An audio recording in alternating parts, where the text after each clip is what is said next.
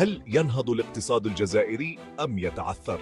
يتردد هذا السؤال على ألسنة الكثيرين في الجزائر هذا العام. خذوني معكم في رحلة سريعة نستكشف فيها معا حالة الاقتصاد الجزائري بين فرص الإقلاع ومخاطر التعثر. لنبدأ بالإيجابيات. تتمتع الجزائر بموارد طبيعية وفيرة، لا سيما في مجال النفط والغاز. شهدت السنوات الأخيرة نمواً في إنتاج وتصدير هذه الموارد، مما أدى إلى تدفق أموال طائلة إلى خزينة الدولة، ويمكن استثمار هذه الأموال في تطوير البنية التحتية وتنشيط النمو الاقتصادي. ولكن الصورة ليست وردية بالكامل. يواجه الاقتصاد الجزائري تحديات جسيمة، أبرزها الاعتماد المفرط على قطاع النفط والغاز، مما يجعله عرضة لتقلبات الأسعار العالمية.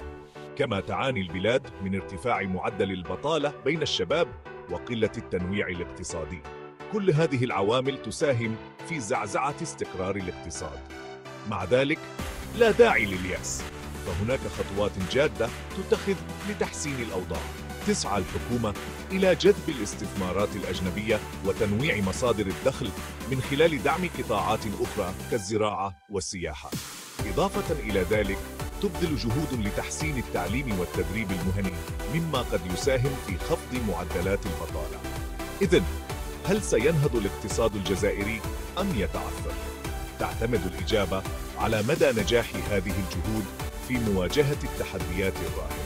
فإذا تمكنت الجزائر من تنويع اقتصادها وتحقيق الاستقرار السياسي والاجتماعي، فقد يكون المستقبل مشرقاً.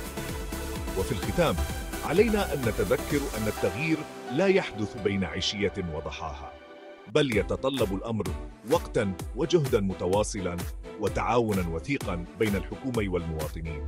فلنراقب التطورات معاً بتفاؤل وأمل. شكراً لمتابعتكم، ولا تنسوا الاشتراك في القناة لمزيد من المحتوى المثير. إلى اللقاء.